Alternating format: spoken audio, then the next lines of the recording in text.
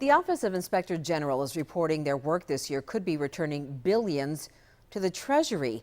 Some of that comes from what they expect to recover from criminal actions like healthcare fraud. Channel 5's Valerie Gonzalez has a list of the cases they helped investigate this year right here in the Valley. There are 6 cases the Office of Inspector General helped investigate in the Valley. Millions of dollars were billed by people attempting to defraud the government. People were charged, indicted, or convicted for filing false and fraudulent claims to Medicaid and Medicare this year. It's a job of the Medicaid Fraud Control Unit to catch it. The Office of Inspector General spokesperson Donald White says the Texas division is focused on McAllen and Houston. What we call outliers, that is billing that is off the chart, or numbers of healthcare organizations that far exceed the average per population. Why that's true in McAllen, we do not know. In 2017, they worked on 6 cases in the Valley.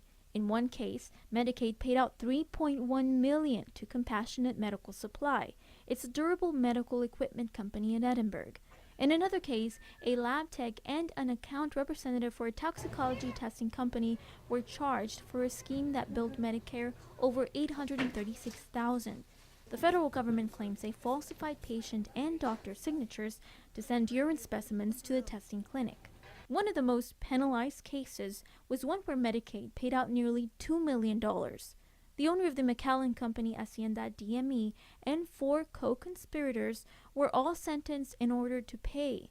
The owner received 12 years in federal prison.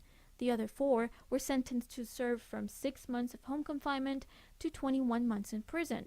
Altogether, the 5 were ordered to pay $6 million in restitution for the loss to the Texas Medicaid program. The investigation and prosecution efforts nationwide yielded $4.4 billion. It's money that hardworking taxpayers had to pay in and now can go for needed Medicare and Medicaid services. That money will be restored to the Treasury. 3 of the cases involved kickbacks received for Medicare patient referrals. One case involved a man using a stolen identity to pose as a nurse. He was sent to prison for 2 years. In the studio, Valerie Gonzalez, Channel 5 News at 6.